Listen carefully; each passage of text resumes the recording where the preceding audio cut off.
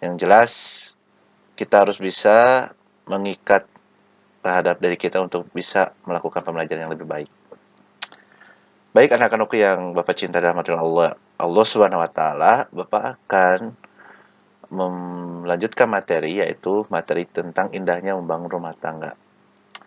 Meskipun ada sedikit-sedikit berat untuk Bapak menyampaikan hal ini, tapi apa tidak menjadikan masalah karena ini adalah materi yang perlu disampaikan kepada kalian.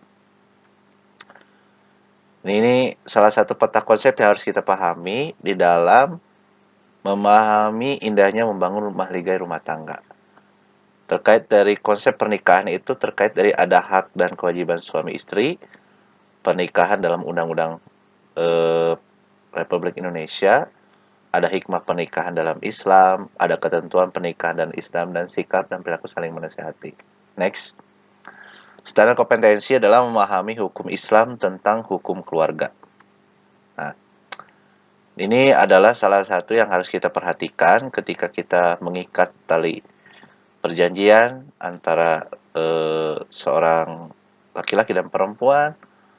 Dengan ini adalah proses akad nikah. Di sini ada proses walimatul urs, membangun rumah tangga, mendapatkan seorang bayi, dan ini adalah keluarga. Jadilah keluarga sakinah mawaddah warahmah. Namun pembahasan yang lebih lanjutnya dan harus lebih jelas Bapak akan sampaikan satu persatu apa sih pernikahan itu dan bagaimana caranya kita mewujudkan dengan keluarga sakinah mawaddah warahmah. Next, ya, kompetisi dasar menjelaskan tentang hukum perkawinan dan Islam, menjelaskan hikmah perkawinan, menjelaskan ketentuan perkawinan menurut Undang-Undang Indonesia. Ini indikatornya silakan baca di situ. Ada hukum Islam tentang ketentuan pernikahan, pernikahan menurut Undang-Undang Perkawinan Indonesia, Undang-Undang Nomor 1 Tahun 1974, menjelaskan hak dan kewajiban suami istri, menjelaskan hikmah nikah, menguraikan kompilasi hukum tentang perkawinan Indonesia, menjelaskan hikmah talak, menjelaskan hikmah rujuk. Kalian bisa tadarus ya dengan surat An-Nisa itu. A'udzubillahi minasyaitonirrajim. Bismillahirrahmanirrahim. Ya ayuhan nasu taqu rabbakum alladzi khalaqakum min nafsin wahidatin wa khalaqa minha zawjaha wa bassa minhuma rijalan katsiran wa nisaa. Wattaqullaha alladzi yatasaaluna bihi wal arham innallaha kana 'alaikum raqiba. Wa atul yatama amwalahum wa la yatabaddalu khabisa bitayyib wa la ta'kuluna amwalahum ila amwalikum innahu kana huban kabira wa in khiftum alla tuksitu fil yatama fankihu ma tabalakum minan nisa masna sulusa wa ruba fa in khiftum alla ta'dilu wahidatan aw ma malakas aymanikum zalika adna alla ta'alu wa atun nisa sadaqat dihinanillah fa in tibna lakum an syai'in minhu nafsan fakulu hani amri'a. Quran surat An-Nisa ayat 1 sampai 4. Next. Nih, di sini adalah ketentuan hukum Islam tentang pernikahan. Namun kita harus mengerti dulu bagaimana hakikat terhadap pernikahan itu seperti apa. Pengertian munakahat berarti adalah pernikahan atau perkawinan. Dalam istilah syariat nikah berarti melakukan suatu akad atau perjanjian untuk mengikat diri antara seorang laki-laki dan seorang perempuan, serta menghalalkan hubungan kelamin antara keduanya dengan sadar sukarela dan persetujuan bersama demi terwujudnya keluarga yang bahagia yang diridhoi oleh Allah SWT. Jadi kalau bahasa dipersingkat itu adalah adanya sebuah ikatan antara perjanjian seorang laki-laki dan perempuan untuk melakukan hubungan dan melakukan sumpah janji dalam membentuk rumah tangga itu sendiri. Dan juga Rasulullah SAW itu menerangkan dari hadis riwayat Bukhari dan Muslim, saya sholat, saya tidur, berpuasa, makan dan menikahi wanita. Barang siapa yang suka dengan perbuatan sunahku maka dia bukanlah dari golonganku. Ini adalah pernyataan yang dilakukan, yang lontarkan atau disabdakan oleh Rasul kita. Sehingga posisi nikah itu kalau bila kita ingin mengikuti sunnah Rasul maka kita harus menikah itu sendiri. Ini hukum nikah. Yang pertama ada sunnah. yang artinya bagi yang ingin menikah, mampu menikah dan mampu mulai mengendalikan diri dari perzinahan, walaupun tidak segera menikah. Maksudnya kalau misalkan kita mampu nih, tapi kita belum apa dalam segi apa yang meski kita eh, dari segi ilmu, dari segi finansial mungkin ada sebuah pertimbangan maka sunnah itu hukum nikahnya. Yang kedua adalah wajib bagi yang ingin menikah, mampu menikah dan ia khawatir berbuat zina jika tidak segera menikah dan ini sudah bergebu-gebu. Keinginan menikahnya itu sudah di puncak gitu. Kalau tidak menikah maka akan apa eh, berbuat hal yang tidak diinginkan, maka disebut dengan wajib. Ketiga ada makruh, bagi yang ingin menikah tapi belum mampu memberi nafkah terhadap istri dan anaknya. Ini harus diperhatikan ya. Jadi makruh ini adalah bagi yang ingin menikah tapi belum mampu memberi nafkah terhadap istri dan anaknya. Ini adalah sebuah pertimbangan-pertimbangan seseorang ketika ingin menikah tapi dia belum mampu memberi nafkah. Yang keempat adalah haram bagi yang ingin menikah dengan maksud menyakiti wanita yang akan dinikahinya. Haram di sini apakah seorang laki-laki itu bisa tidak membahagiakan seorang istri ya dengan cara apa? Yaitu membahagiakan antara batiniahnya, udah kayak gitu dengan nafkah lahir batin semuanya itu harus dimaksimalkan oleh seorang suami itu sendiri. Di sini mempertegas yaitu wahai para pemuda, jika di antara kamu sudah memiliki kemampuan untuk menikah, hendaklah ia menikah karena pernikahan itu dapat menjaga pandangan mata dan lebih memelihara kemaluan atau kehormatan. Dan barang siapa tidak mampu menikah, hendaklah ia berpuasa, sebab puasa itu penjaga baginya. Hadis riwayat Bukhari dan Muslim. Nah, tujuan pernikahan. Yang pertama, memperoleh rasa cinta dan kasih sayang. Di sini Allah berfirman di dalam Quran surat Rum, "Wa ja'ala bainakum mawaddatan wa rahmah." Yang artinya dan dijadikannya di antaramu rasa kasih sayang. Jadi ketika memperoleh tujuan menikah itu Allah betul-betul memberikan rasa cinta dan kasih sayang kepada seseorang, memberikan ketentraman, memberikan kedamaian. Maka itulah salah satu tujuan daripada nikah itu sendiri. Yang kedua adalah memperoleh ketenangan hidup. Masih dalam Quran surat Rum, wa min ayati an khalaqalakum min anfusikum azwajan litaskunu ilaiha. Dan di antara tanda-tanda kekuasaannya ialah dia menciptakan untukmu istri-istri dari jenismu sendiri, supaya kamu cenderung dan merasa tentram kepadanya. Jadi kalau misalkan kita nanti di suatu saat nanti kalian berumah tangga, udah kayak gitu mendapatkan rasa kasih sayang, keterangan hidup, insya Allah itu adalah sebuah keluarga yang sakinah mawaddah warahmah. Yang ketiga memenuhi kebutuhan seksual birahi secara sah dan diridhoi Allah SWT. Jadi seorang laki-laki dan perempuan itu nanti kamu yang sudah memahami konsep kedewasaan itu bisa mengerti bagaimana seorang laki-laki ingin diberikan pelayanan oleh seorang istri dan seorang istri memahami apa kondisi daripada pihak suami itu sendiri. Ini yang sudah sah diridhoi oleh Allah SWT. Yang keempat memperoleh keturunan yang sah dalam masyarakat. Jadi keempat ini adalah memperoleh keturunan yang sah dalam masyarakat, ya. Yang kelima mewujudkan keluarga bahagia dunia dan akhirat. Jadi konsepnya adalah Allah lagi, ingat Allah, Allah terus. Jadi melakukan hal yang lebih baik untuk terutama dalam pernikahan yang kita peroleh, maka itulah yang lebih kita harapkan. Next, di sini juga ada rukun nikah. Yang harus kita pahami adalah yang pertama ada calon suami. Syaratnya seorang laki-laki dewasa beragama Islam. Yang kedua, yang ketiga adalah tidak dipaksa atau terpaksa. Yang keempat, tidak sedang dalam ihram haji atau umroh. Yang kelima, bukan muhrim calon istrinya. Ini adalah calon suami yang meski menjadikan syarat seorang suami. Ya. Yang kedua sama, ada calon istri. Syarat seorang istri. Yang pertama, seorang wanita yang cukup umur. Yang kedua, bukan perempuan musyrik. Yang ketiga, tidak dalam ikatan perkawinan dengan laki-laki lain. Yang keempat, bukan mahram calon suaminya. Yang kelima, tidak dalam keadaan ihram haji atau umroh. Itu ya. Nih di sini ada rukun nikah, juga ada tiga, ada wali nikah. Siapa wali? Yaitu wali yang menikahkan mempelai laki-laki dengan mempelai wanita atau mengizinkan pernikahannya. Pembagian wali nikah itu terdiri dari wali nikah, yaitu wali nasab dan wali hakim. Hanya dua saja. Dari wali keturunan, wali nasab, dan wali hakim.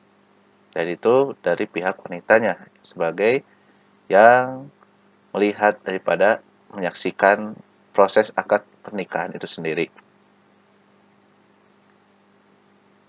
Nah, wali hakim yaitu kepala negara yang beragama Islam. Di Indonesia, wewenang presiden sebagai wali hakim dilimpahkan pada pembantunya, yaitu Menteri Agama, dan Menteri Agama melimpahkan kepada pembantunya kepada KUA atau Kantor Urusan Agama di setiap kecamatan. Jadi KUA menjadikan salah satu yang menjadi saksi itu sendiri. Yang kedua yaitu wali yang mempunyai pertalian dengan darah dengan mempelai wanita yang akan dinikahnya, seperti ayahnya, pamannya, adiknya, kakaknya. Kalau misalkan ayahnya tidak ada, pokoknya yang memiliki hubungan pertalian darah dengan mempelai wanita yang akan dinikahkan. Syarat-syarat seorang wali nikah, yang pertama, beragama Islam, laki-laki, balik dan berakal, merdeka dan bukan hamba sahaya, bersifat adil, tidak sedang ihram haji atau umroh. 3. Ada 2 orang saksi.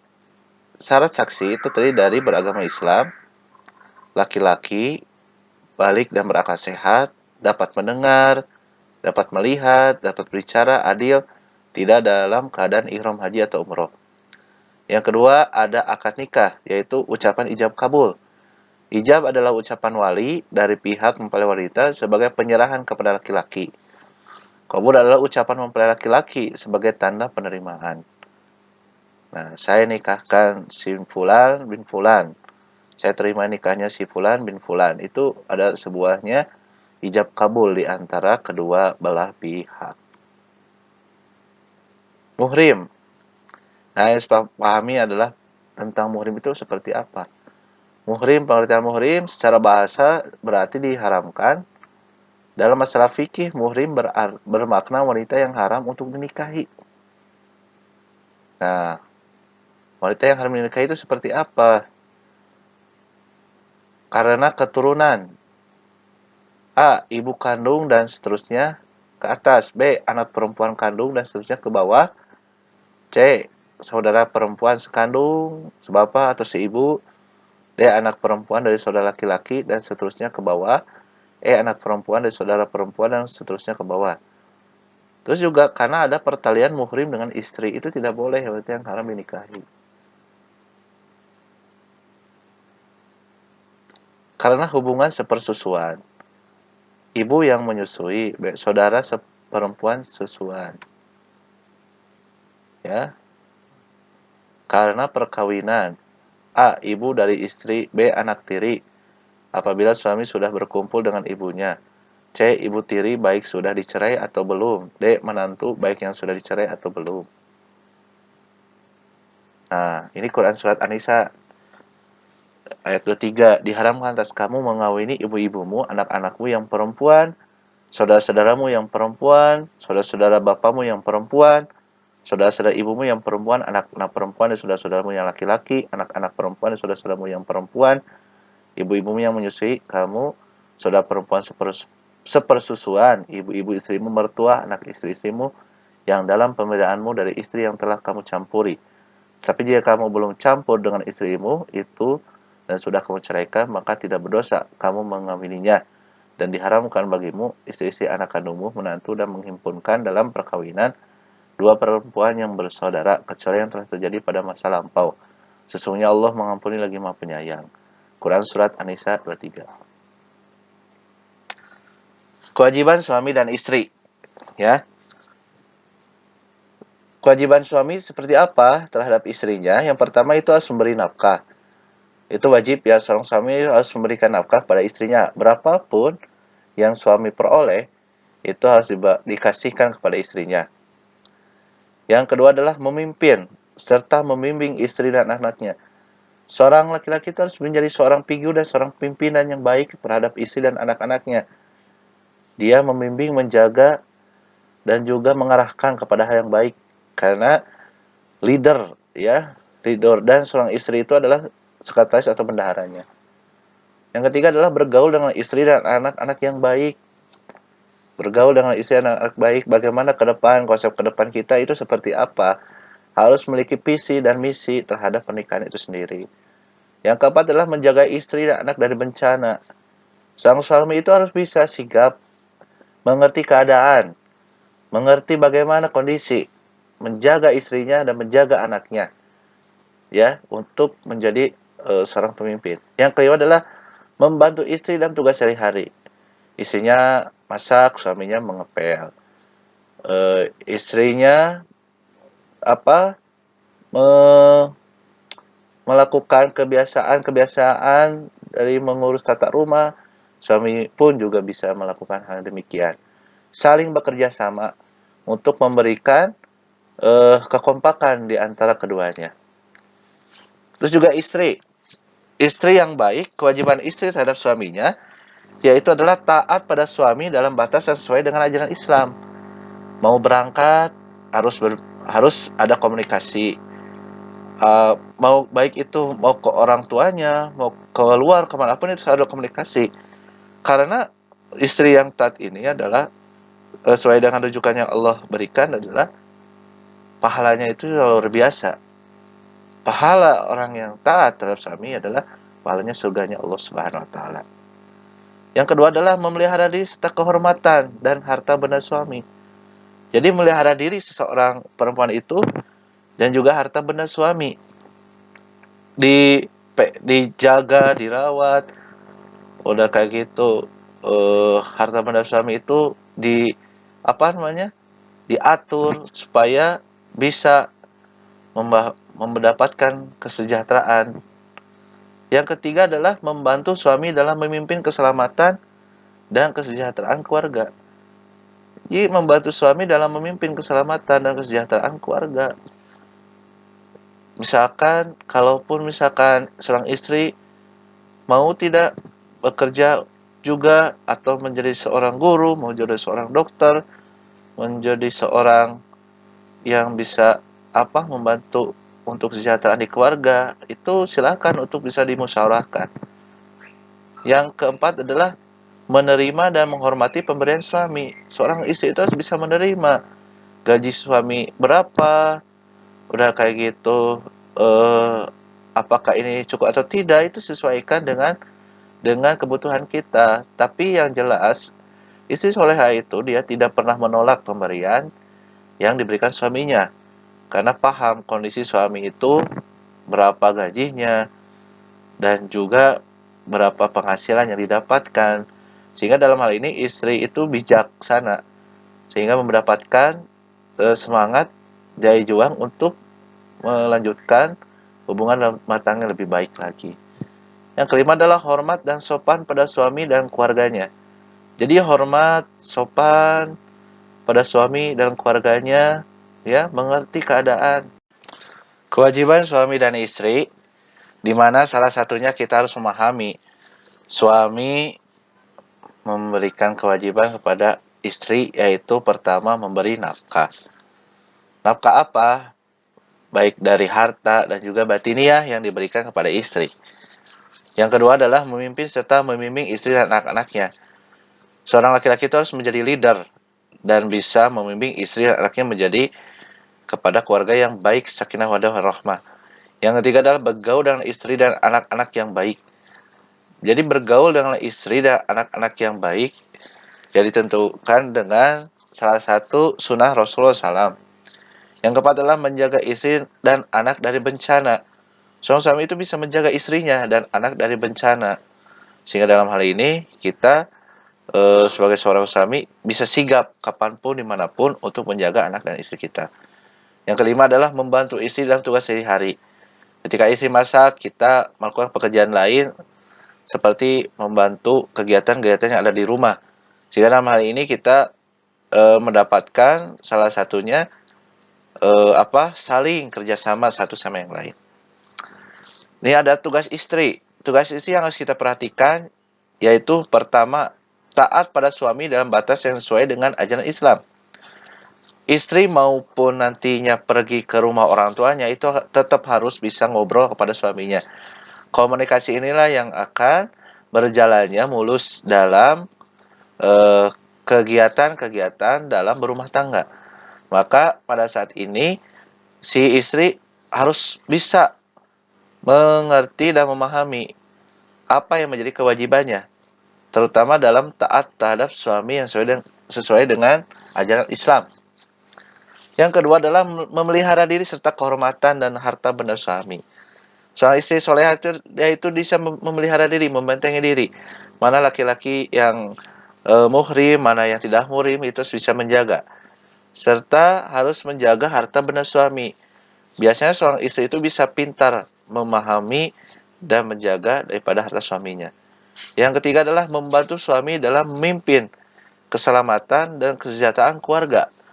Nantinya kalau misalkan nanti seorang istri ingin membangun kegiatan rumah tangga dan ingin mendapatkan kesejahteraan di keluarga, silakan itu dilakukan. Dan juga ini adalah salah satunya untuk membantu untuk penyelamatan dalam kesehatan keluarga. Yang keempat adalah menerima dan menghormati pemberian suami. Berapapun suami yang didapatkan, seorang istri soleh itu menyadari dirinya untuk mendapatkan hak daripada suaminya sesuai dengan kemampuannya. Jadi kita sebagai seorang wanita harus legowo ketika mendapatkan pemberian daripada suami itu sendiri. Yang kelima adalah hormat dan sopan pada suami dan keluarganya. Sebagai seorang istri solehah itu harus sopan, hormat, dan dengan keluarganya, ya, komunikasikan dengan suaminya. Kalau misalkan ada masalah, ada problem, itu harus segera dikomunikasikan. Dan seorang laki-laki harus bisa bijak bagaimana cara menyelesaikan masalah. Yang keenam adalah memelihara, mengasuh, dan mendidik anak. Seorang istri harus sigap juga memelihara bagaimana mengasuh dan mendidik anak. Anak kita itu mau dijadikan seperti apa sesuai dengan arahan dan didikan orang tua kita. Mau disolehkan, mau dijadikan tidak soleh juga bisa. Maka dalam hal ini kita harus sebagai seorang orang tua harus bisa memelihara, mengasuh, dan mendidik anak kita menjadi yang lebih baik lagi. Next. Hal yang pasti kita hindari, tapi kita juga harus memahami konsep daripada perceraian, di mana perceraian berarti pemutusan ikatan perkawinan antara suami dan istri. Ya, apa saja yang dapat memutuskan pernikahan? Yang pertama, ya, talak. Apa sih talak? Melepaskan ikatan pernikahan dan mengucapkan secara sukarela oleh pihak suami. Aku cerai kau, itu talak 1. Aku cerai engkau, talak 2. Sudah, sampai di sini aja. Kita cerai, talak 3. Sudah. Itu sudah tidak bisa berumah tangga lagi. Basah, yaitu adalah pembatalan pernikahan antara suami dan istri karena sebab-sebab tertentu. Kita sampai di sini saja ya, karena aku sudah muak dan kamu apapun lah. Itulah salah satu yang meski dihindari daripada pernikahan. Lian adalah sumpah suami yang menuduh istrinya berzina dengan orang lain dan menghadirkan sang suami itu harus menghadirkan 4 orang saksi. Jadi kalau misalkan ada seorang istri yang soleh udah kayak gitu, sang suaminya lalu menuduh kepada suaminya, kamu berzina dengan orang lainnya, dan itu harus menghadirkan 4 orang saksi. Kalau tidak ada orang saksi, tidak bisa, langsung asal tuduh. Yang keempat adalah hulu, yaitu talak yang dijatuhkan suami kepada istrinya atas permintaan istrinya. Terkadang ketika kita tidak ingin cerai, tapi istrinya meminta hulu, jadi meminta talak kepada suami. Ceraikan aku mas, aku tidak kuat lagi dengan hidup denganmu. Aku sampai di sini saja karena kamu bla bla bla apalah masalahnya walau alam. Cuman kadang seperti itu. Yaitu adalah hulu. Ila ya, yaitu sumpah suami yang mengatakan bahwa ia tidak akan meniduri istrinya selama 4 bulan. Nah, itu langsung diucapkan kepada istrinya, sumpah saya tidak akan mau lagi denganmu. Sampai pisah ranjang, 4 bulan tidak diapa-apakan, dan itu bisa menggugat istrinya cerai. Terkecuali kalau istrinya itu ditinggal oleh suaminya, pergi ke luar negeri, misalkan suaminya selama baik 6 bulan itu, tapi ada sebuah obrolan bahwasanya aku kerja, dan itu komunikasi ya. Itu komunikasi yang berjalan antara suami istri, itu tidak apa-apa. Kalau di antara suami istri berada dalam satu rumah, namun tidak melakukan kegiatan apapun sebagai suami istri, maka di situ apa namanya sudah wajib istri melakukan perceraian. Jihar adalah ucapan suami yang menyerupakan istrinya dengan ibunya. Ya, contohnya misalkan, wah kamu membanding-bandingkan dengan orang tuanya seperti apa, ya, dan itu adalah melakukan hal yang dapat memutuskan pernikahan. Nah, di antara pernikahan itu sendiri yaitu adalah idah, yaitu masa menunggu bagi istri yang ditinggal mati atau bercerai dari suaminya untuk bisa menikah kembali.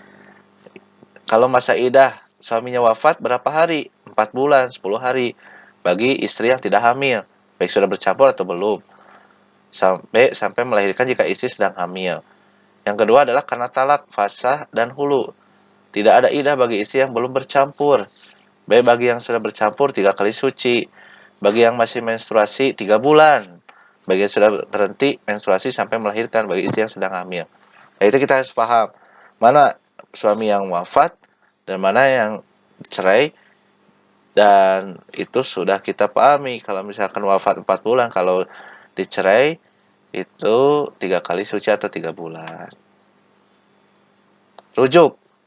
Nah, di sini adalah rujuk. Bagaimana sih konteks daripada rujuk itu sendiri?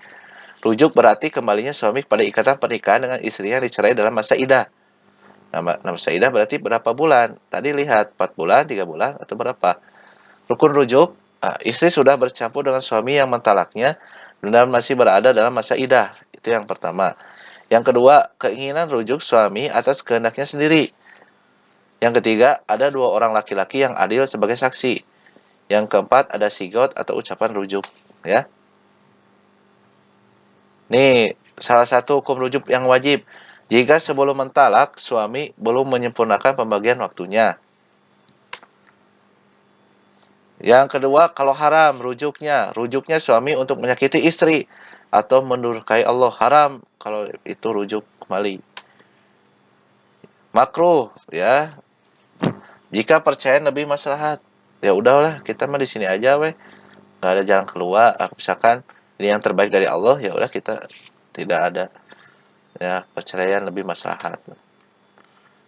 Yang keempat adalah jika rujuknya suami dengan niat karena Allah.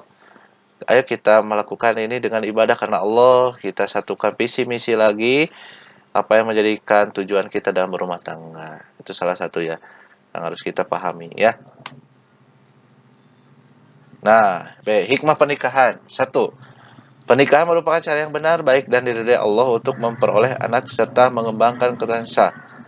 Yang kedua, melalui pernikahan suami istri dapat memupuk rasa tanggung jawab membaginya dalam pernikahan merupakan cara yang benar, baik dan diridhai Allah SWT untuk memperoleh anak serta mengembangkan keturunan yang sah. Yang kedua adalah melalui pernikahan suami istri dapat memupuk rasa tanggung jawab membaginya dalam rangka melihara, mengasuh, dan mendidik anak-anaknya. Yang ketiga, menjalin hubungan silaturahmi antara keluarga suami dan istri. Ini adalah hikmah pernikahan yang harus kita ketahui. 3 hal. Selain itu, kita juga sepaham di sini ada pernikahan menurut undang-undang di Indonesia. Pernikahan diatur dalam Putusan Menteri Agama Republik Indonesia Nomor 154 atau 1191 tentang pelaksanaan Instruksi Presiden Republik Indonesia Nomor 1 atau 1191 tanggal 1191 mengenai kompilasi hukum Islam di bidang hukum pernikahan. Pengertian dan tujuan pernikahan. Pengertian pernikahan dalam pasal 2 dan 3 dari kompilasi hukum Islam Pernikahan adalah akad yang sangat kuat untuk mentaati perintah Allah dan melaksanakan merupakan ibadah. Tujuan pernikahan itu untuk mewujudkan rumah tangga yang sakinah wadah warahmah. Ini sahnya pernikahan. Dalam pasal 4 dari kompilasi hukum Islam, pernikahan sah jika dilakukan menurut hukum Islam sesuai dengan pasal 2 ayat 1 Undang-Undang Republik Indonesia Nomor 1 Tahun 1974 tentang pernikahan, yang menegaskan pernikahan sah apabila dilakukan menurut hukum masing-masing agama dan kepercayaannya. Penjelasan pasal 2 ayat 1 ini, Undang-Undang Republik Indonesia dengan perumusan pasal 2 ayat 1 ini tidak ada pernikahan di luar hukum masing-masing agama dan kepercayaan itu sesuai dengan Undang-Undang Dasar 1945. Yang dimaksud dan hukum masing-masing agama kepercayaan itu termasuk ketentuan perundang-undangan yang berlaku bagi golongan agama dan kepercayaan itu sepanjang tidak bertentangan atau tidak ditentukan lain dalam undang-undang ini. Akte nikah. Nah, dalam pernikahan itu ada sebuah akte nikah. Dalam pasal 7 ayat 1 dari kompilasi hukum Islam di bidang hukum pernikahan dijelaskan bahwa pernikahan hanya bisa dibuktikan dengan akte nikah yang dikeluarkan oleh pegawai pencatat nikah. Akta nikah mempunyai nama lain. Buku nikah adalah surat keterangan yang dibuat oleh pegawai pencatat nikah, yakni KUA atau Kantor Urusan Agama. Di dalamnya memuat informasi tempat berlangsungnya pernikahan yang terjadi pada hari, tanggal, bulan, tahun, dan jam telah terjadinya akad nikah antara seorang laki-laki dan seorang perempuan berikut para saksinya. Kawin hamil, ya. Dalam pasal 53 ayat 1, 2, dan 3 dari kompilasi hukum Islam di bidang hukum pernikahan dijelaskan. A. Seorang wanita hamil di luar nikah dapat dinikahkan dengan pria yang menghamilinya. B. Pernikahan dengan wanita hamil yang disebut pada ayat 1 dapat dilangsungkan tanpa menunggu kelahiran terlebih dahulu. C. Dengan dilangsungkannya pernikahan pada saat wanita hamil tidak diperlukan perkawinan ulang setelah anak yang dikandungnya lahir. Nah, ini adalah tadi berkenaan dengan materi yang dijelaskan oleh Bapak. Silakan kalian komen ya, Pak, materinya kurang apa? Apakah silakan kalian beri masukan, berikan kritikan, saran, dan juga untuk Bapak lebih baik lagi dalam penerangan bab rumah tangga itu sendiri. Di sini ada evaluasi yang pertama tentang hukum dasar nikah adalah mubah, namun dapat berubah sesuai dengan kondisi. Sebutkan dan jelaskan. Yang kedua adalah sebutkan rukun nikah. Yang ketiga, sebutkan hak dan kewajiban suami istri. Yang keempat, sebutkan tujuan pernikahan. Yang kelima, apa yang maksud muhrim? Sebutkan 3 penyebab wanita haram dinikahi. Lanjutannya yang keenam adalah apa yang maksud dengan talak? Sebutkan 2 macam talak. 7. Sebutkan apa yang maksud fasa, hulu, li'an, ila, zihar. Yang ke-8, apa yang maksud rujuk itu? Yang 9, apa yang maksud idah dan sebutkan macamnya. 10. Bagaimanakah proses pelaksanaan perkawinan menurut Undang-Undang Perkawinan tahun 1974? Itu. Terima kasih. Sebelumnya, silakan kalian subrek channel Bapak dan juga berikan komentar yang terbaik, kritikan dan sarannya. Terima kasih. Assalamualaikum warahmatullahi wabarakatuh.